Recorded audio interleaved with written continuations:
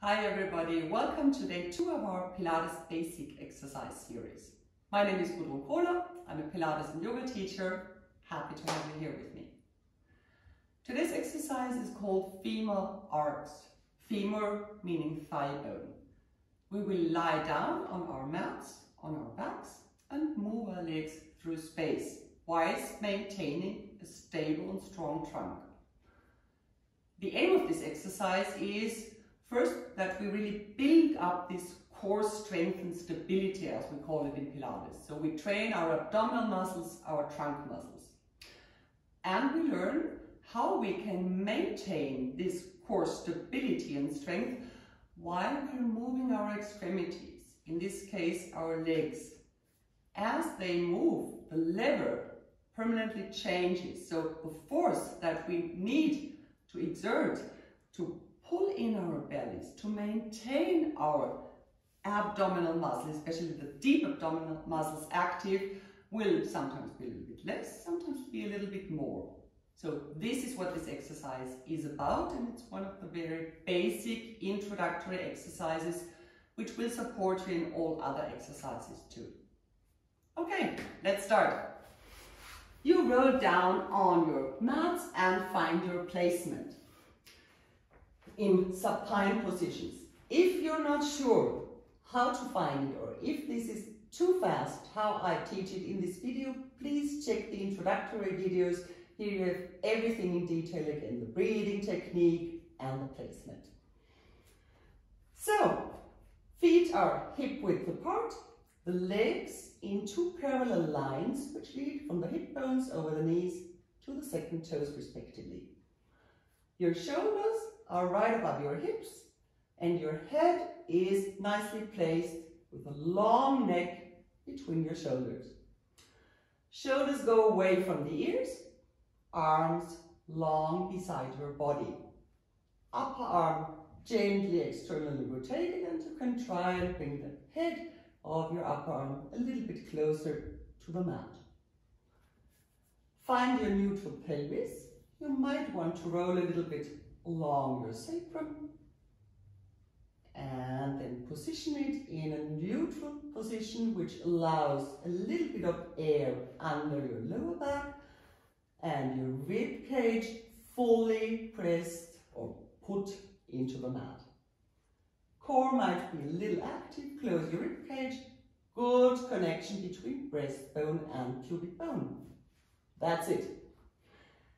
We do 2 Pilates breaths together before we start into the exercise.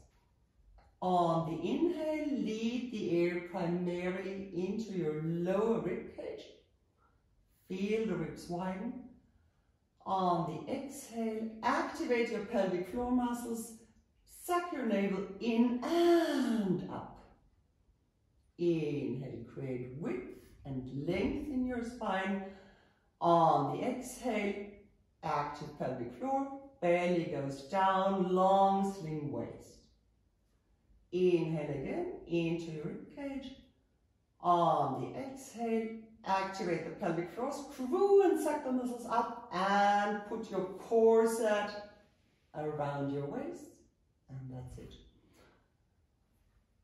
So, before you go into movement, always start the exhale and just a tiny instant later, lift your legs.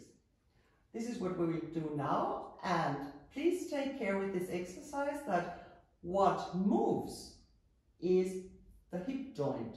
The rest of the body stays pretty much stable. So we really want that the leg per se keeps its shape, that we don't change the angle or angle between your thighs and your shins while you're moving your legs through space. This one remains the same all the time. So don't bend your knees. This is what usually happens.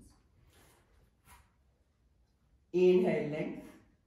On the exhale, activate your core and right, then lift your right leg and gently, carefully put it down again. Same on the left hand. Exhale, lift your leg and put it down again. Your belly, we continue the exercise. The belly is permanently active and sucked a little bit in and up.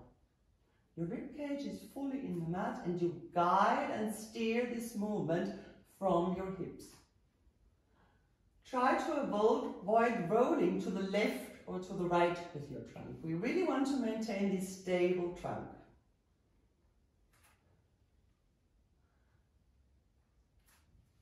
Two more. Exhale, then lift it up, put it down. Exhale, lift, and gently, carefully, slowly put down your foot, and same again on the other side. So you could imagine you're a kind of marionette with strings pulling up your knees, putting it down again. This was the very basic version. It's also called dead back, by the way, because you're on the ground like a back. Now we do the same exercise from a tabletop position, with tabletop meaning that on the exhale, you first put one leg and then the other leg up into the air. So your knees are right above your hips and you have an approximately 90-degree angle between your shins and your thighs. Shoulders again away from the ears. We prepare our body for this exercise with an isometric exercise. You put your hands on your thighs, right above your knees. Shoulders away from the ears. On the next exhale, activate your pelvic floor muscles, activate your core. Arms are long and straight and press your hands and your thighs against each other as hard as you can. Just maintain this, continue breathing. You will feel your core very active. Take care that the belly is still sucked in, that the rib cage is in the ground, and that you have a neutral pelvis position. Two more. One more. And release. Let your thighs come towards your body. Maybe you want to roll a little bit. Massage your lower back. And we will do this exercise again. So this should teach you how to really activate your core and maintain this strong core while you're breathing. We go back into our position.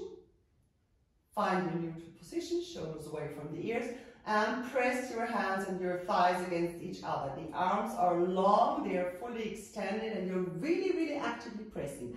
Try not to fall back in or fall into a hollow back. Leave your rib cage in the mat. Active core. Active pelvic floor muscles. Two more to go. One last. And bring your thighs in again. So we now know how we can maintain such a stable trunk, and we start moving our legs from this tabletop position. By the way, you keep your arms on the ground. I will lift them to explain. So, we start with legs in a tabletop position, arms right beneath the body. Inhale, length. Exhale, activate core and pelvic floor muscles. Now my right toes go down, gently touch the ground, and I lift my leg again. Same on the left side. Left goes down, hands gently up. Continue this exercise at your speed. It's better to do it more slowly than to do it very fast. And always take care. You want to maintain your long, slim waist. You want to suck your belly in and up. You want to leave your rib cage completely in the mat. And you want to maintain your neutral pelvis. You guide this movement from your hips. The angle in the knees does not change, so we're not doing this. Just put it down, lift it up again. This is not very strenuous. We want to really exert some force here that we need to maintain our stable trunk. And take a little rest if you want. Always put your thighs against your body and move a little in between. So this was the femur arc in its basic version. If you say, oh my God, this is a little bit too strenuous for me, you can not only with this, but with any exercise, just make it easier by making the angle smaller. So the lever of your legs, the weight that your legs in the end effect on your trunk is changed. You could do it like this. If you say this is boring, bigger angle. Yeah? You could also extend your legs if you want. You decide. The basic exercise is always the same, it's just the lever that's changing. And the very last version of this exercise is which we will do with both legs pressed against each other. So it's even worse, you might call it now, because we have twice the weight of our legs that our trunk now needs to bear. What I prefer when you do this exercise for the first time is bring your index fingers and your thumbs together in such a rhomboid position. And for the very first exercise, place this rhomboid right under your sacrum. So your sacrum would be here, and here are then your fingers. Also in this position, always try to maintain the shoulders at a certain distance from your ears. And when you've found your position, then you go into tabletop position. Now you will find out, if you slump in your back, if you let your lower back go into the mat, you have all the pressure on the thumbs. If you fall into a hollow back, you have all the pressure on your index fingers. So what we try and do is to distribute the load on all 4 fingers. And as long as this is the case, your pelvis is in a pretty much neutral position and you are in a safe position to do this exercise.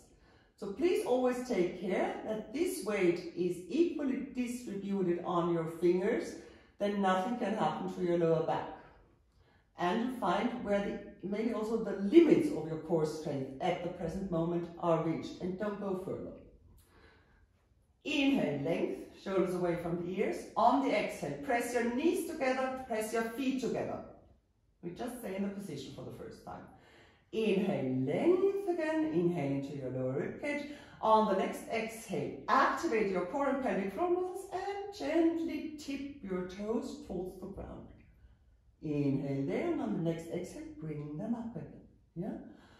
And inhale, length. We again go into the movement with the next exhale. You go down, press your knees and your heels against each other. On the next exhale, we go up. If this is too slow for you, you can do it a little bit faster. Go down and go up on the inhale. You decide, but always maintain your stable trunk. Always take care that your waist still stays slim. That you have a good connection between your breastbone and your pubic bone. In case you find this is too much, don't go so far. You go as far as you can maintain the position in your trunk and don't fall into any hollow backs or other positions out of shape. 2 more to go. And 1 last. Okay. So, that's it for today. I hope you had fun. Thank you for watching this video.